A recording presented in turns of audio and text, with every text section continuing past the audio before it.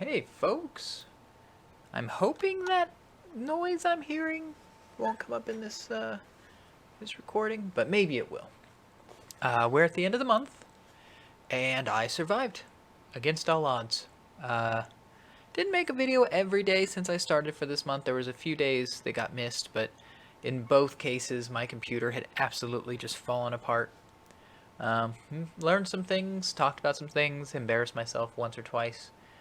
The room has changed. I've managed to destroy an entire bookshelf and replaced it with a new one that is still very empty.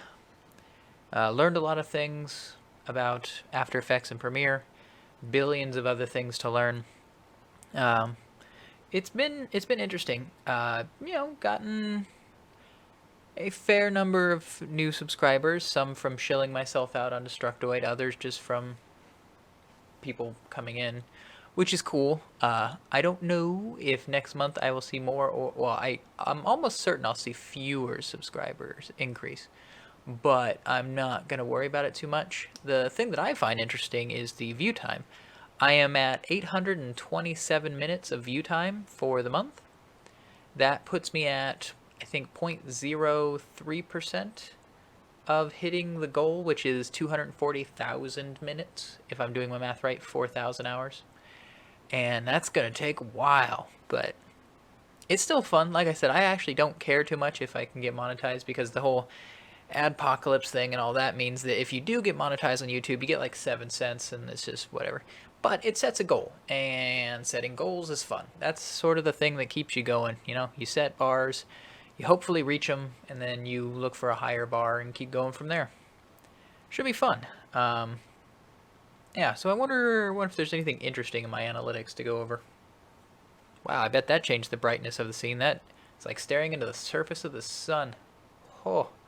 Yeah, we've got, like I said, 827 minutes of watch time, 287 views, nearly a fourth, close to a third actually of my view time has been from YouTube Red viewers. Not that that gets me anything because I'm not monetized, so YouTube gets the money for YouTube Red, but I don't see anything, which is fine. Whatever, doesn't bother me. Demographics are interesting. I'm looking at an almost perfectly even split of male and female. It looks like the vast majority of people that are watching are between the ages of 25 and 34. Like, nearly everyone is in that group, which is cool because that's also the group that I would be part of. I'm 30 something, 31 I think, maybe 32, 31 or 32, I don't remember. Yeah, so it's at least I'm chatting with people roughly my age, and hopefully that means that they'll find me less lame or weird. Although I guess I don't really care. I mean, if you don't, that's fine. Everyone has their own opinions of other people. Let's see. I want to know about basically where in the world these views are coming from. Hold on. Man, that was surprisingly difficult to find. All right, so we are looking at a whopping 93% of my watch time and 89% of my views coming from the United States. That does not surprise me at all, since the vast majority of people I know are in the US. And I would imagine that the algorithms for YouTube also stress what country you're in, because if you don't speak English, for instance, seeing my video is pretty much useless. I mean, I don't really watch anything in any other language either. UK comes in number 2. Again, makes sense because same language. Surprisingly, Japan is nearly a full 2%, which is not expected. I mean, it only works out to a few minutes, but actually it might not even work out to a few minutes. It works out to a full, if you figure the average view time is 740 and it's 2 views, so not very many. That's 14 minutes, almost 15 minutes of watch time from Japan, which I guess when I was in Japan also, the vast majority of people spoke English. Portugal, and then Italy, and Denmark, and so on. Even got a view from Saudi Arabia, which I wouldn't have expected. That's kind of cool. But yeah, the map is very much blue in a specific area, that area being the US. Guess that shouldn't surprise me. Something else that's interesting is that a lot of my views are from suggested videos rather than just me shilling places, and YouTube search and their browse features, which I think is kind of cool. I was expecting the majority of it to come from my Twitter posts or just telling people on Discord or wherever else. You know, everyone, they make videos like this and they really want people to see it because then it validates the time they put into it, or they just kind of feel like the big thing for people slightly younger than me, I say slightly, but like 10 years younger than me, is that vanity is sort of the name of the game now. Everybody wants fame and they'll do anything to get it, which is not too much different from when I was a kid. It's just now that you have access to the entire world, it's sort of much larger. Because, I mean, I've known a lot of people that are like Luke and Paul, but back in the day, they were just known as jerks, and they would be really popular in school and then be nobodies once school graduated. You know, go on to work whatever menial job they find just because they're very difficult to be around. But these days, now that you have things like YouTube and Vine and whatnot, it's really interesting because you can be that kind of insufferable person and make so much money from advertising that by the time you are an adult, you have no reason to change because you're a millionaire. I mention it, doesn't actually keep me up at night or anything like that. I just find it really interesting. So yeah, that was a heck of a cough in there. So yeah, I'm surprised that so much of it comes from just organic flow. The actual view time every day, it looks a lot like a cryptocurrency chart because it goes, you know, just giant spikes and slams to the ground and then spikes up again, and it's kind of funny. So yeah, the videos that have been popular, number 10, where I talked about anger and social media. I have heavily purged my Twitter, 50-ish people. I now use pretty strong filters and things like that. I'm perfectly happy with anyone new finding me and then us chatting about things, but I am entirely tired of accidentally stumbling into some sort of rage fest, especially when you don't know what's going on, because I don't follow hashtags. So occasionally you'll see somebody post something and it'll have a hashtag, and you don't think much of it. You're just kind of like, okay, it's hashtag. And you respond to that person and you both kind of just chat about whatever. And then you find out that it's like number 3 on trending, and suddenly all sorts of people are coming out of the woodwork. And I don't want to say crazies because that's kind of mean, but just people who are much more excitable than I am. And it's a hell of a thing to go to sleep and wake up and see the 9+ notifications kind of thing and be like, what happened while I was sleeping? And it's just people furious about one thing or another. I mean, one of the things that led me down the road of kind of blocking myself from random riffraff was when I sort of half-jokingly suggested that Pokemon Crystal should be on the Switch, because I think that would be amazing. And so, like, a ton of people were very supportive. But because of loss aversion and all these other things, it's the people who kind of poop on you that really have the most power. Like, if you walk down the road and you pass 150 people, and 149 of them do nothing but even maybe 149 of them smile at you, say something nice like, have a good day, it's nice to meet you, and stuff like that, right? If one of them punches you square in the face so hard that you fall to the ground and then walks away, it's unlikely that when you get back to work, you're going to be talking about how everyone else was so nice for the day. The thing that's going to be on your mind is the person that punched you in the face. And that's kind of what it ends up being, because you'll see, you know, oh, it got 100 or 200, what do they call it on Twitter? Favorites, likes, I don't know. But it's like, oh, it got some pretty good traction with a lot of friendliness and things like that. And, but my brain doesn't want to concentrate on that. My brain wants to concentrate on the fact that, you know, 30 people have made it their mission to just yell at me and argue with me, and if I try to mention anything, it just spirals out. It's like every comment you make forks the argument tree until you've got this huge nest of networks going out. And it's ridiculous, because, like, you're one person. The odds that you're going to be able to keep up with the madness of dozens of people or hundreds of people is just ridiculous. And the relative speed of Twitter means that it'll get away from you quickly. If there's a single misunderstanding before you get to correct yourself, it's already off being retweeted to the end of the moon and back. So yeah, I've done a lot of work on that, and I'm glad that that's something that people are sort of watching, because I do hope that some people can try it, sort of move away from things that make them sad. I know a friend of mine recently left one of the chats that I'm in, and it's sort of the same deal, where it's like, oh, I'm happy for them. You know, it's sad that they're not in that chat anymore, but if it was stressing them out, I don't think they should have been there. Next one is my little rant about the Tide Pod Challenge. I still stand by my points there. I really don't think I mean, it is a big deal in the sense that you want to make sure people don't get hurt or sick for silly reasons, especially when you're a teenager. It's not that teenagers are stupid. I don't think that. I remember when I was a teenager that I would I would know what I was about to do was a bad idea, and I would still do it. And it happens a bit still, and I wonder if that's less that I was a teen and more that it's just who I am. Because I do find myself getting in these situations where it's kind of like when you're cutting a box toward yourself with a box cutter, and you know it's going to slip and stab you in the gut or in your palm or something like that. And you even say in your head, I'm going to hurt myself while I'm opening these boxes. But at least for me, I still do it, and then I cut my palm or whatever, and I'm like, I knew that was coming. Why did I do it? And the thing with that is usually the damage is pretty minimal. But if you want to try something that you don't quite grasp the danger of, like playing with fire, quite literally, or some sort of chemicals, like in this case, the laundry detergent pods, you have that same flow of logic where you know it's a bad idea, but you don't. The problem with that is when you make that mistake, it may be with you for the rest of your life.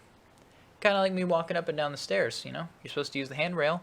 I didn't do it for 2 decades, finally fell, hit my back, and now we're a year and a month in, and I'm still in pain every day. So you really need to sometimes reevaluate what you're willing to do.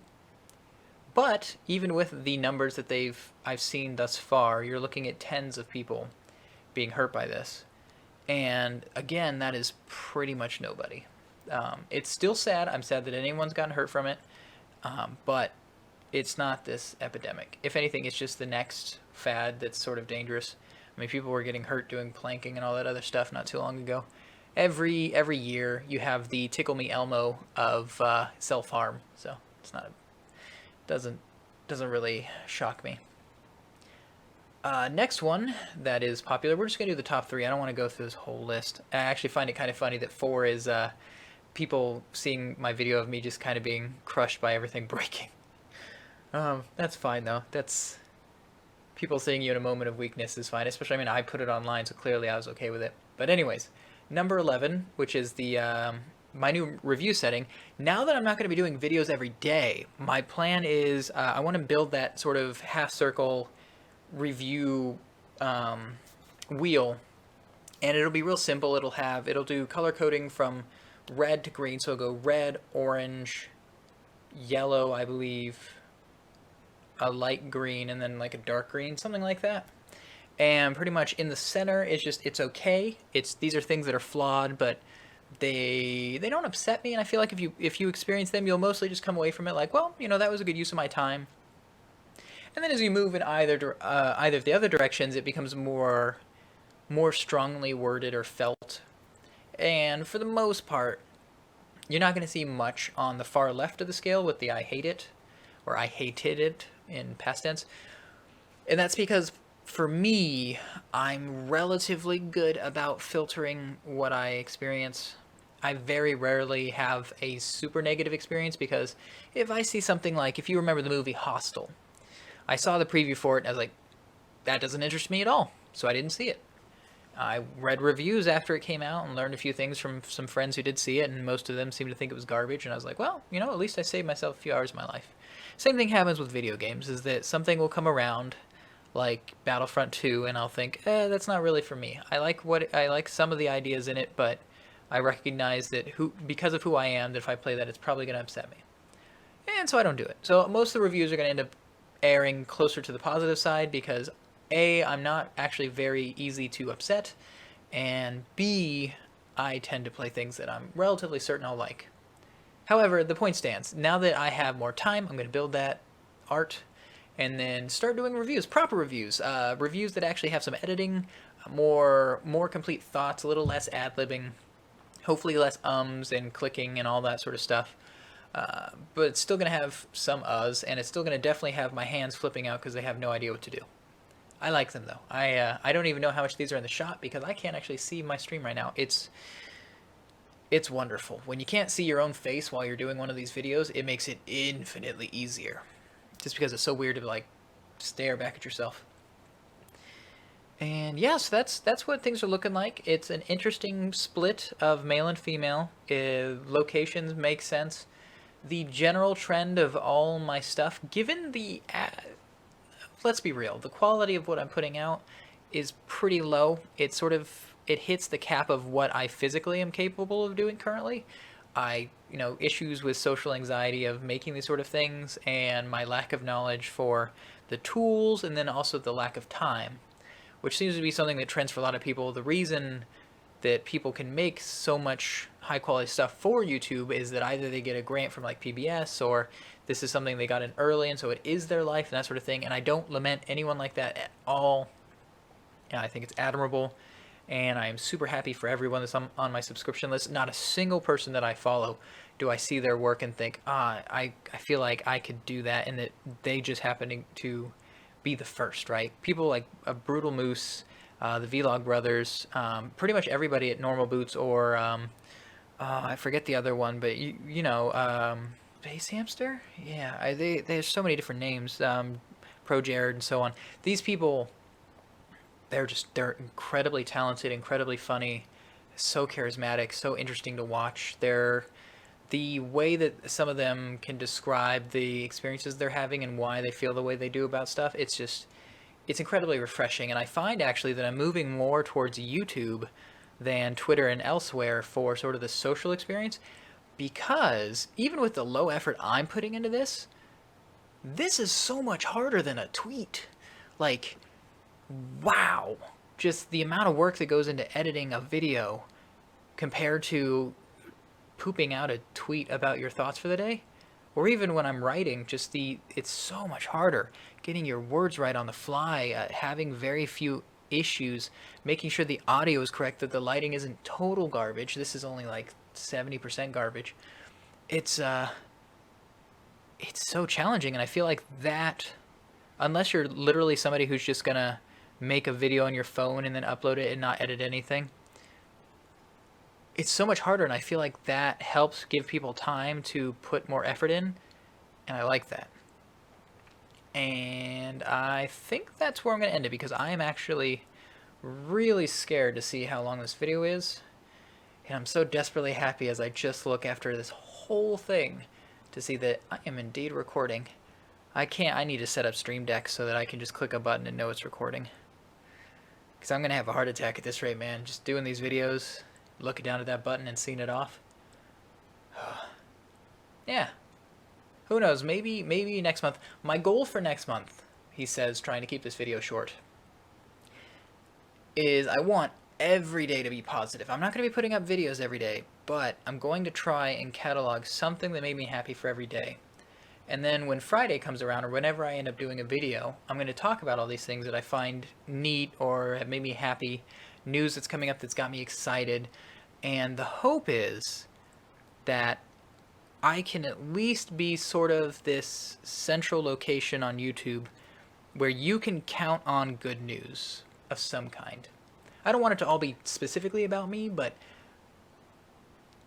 with what I'll be presenting, but I want there to be a place that you can go, that you can be confident when it starts up, that you're not gonna, because you can find this stuff, the sad stuff, anywhere. You can find out about the latest shooting, or the latest fire, or world-ending disaster, the newest state of poverty, and all these sort of things. And it's important to know some of these things. It's important to be active in your communities and all that sort of stuff. But I think it's also important to have somebody that's somebody, and keep in mind, he's so much more of a wonderful person than I am, but it's important to have somebody like Bob Ross in your life. Somebody that when you tune in, that they're going to provide you with some level of happiness and optimism. And I would like to become that person, It'll be tough, because I'll admit I'm frequently in pain and stuff, so it becomes kind of hard to be a happy person. But I think that's kind of my goal. That's what I want to do. I want to do it with my streams. I want to do it with my videos. I want to do it with any sort of articles that I eventually start writing again. I want this channel and my work to be a place of optimistic realism, thought-provoking commentary, basically. I want people to think and understand that there's things to think about, but I don't want people to be concerned that they're going to have one more reason to be sad for the day. Because of the access with the whole world at our fingertips, we recognize the general trend of entropy and that it is very easy to get lost in the weeds of everything falling apart. And it's important sometimes to recognize that there are people out there helping folks up that have fallen over, or that there is beauty in the world, that there is things to learn, things to do, reasons to be alive. And I hope that's what I end up accomplishing. And if it's only for 2 people, 3 people, that's actually fine with me. Ideally, I would like to get to 100 just so I could change my URL. But if we get there and never move up a single person, I'm fine with that. Yeah, so that's what we'll leave it on. I hope you have a nice day. I hope your tummy is not as thick as my tummy. That's what I'm gonna leave on. Don't get sick. I believe in you.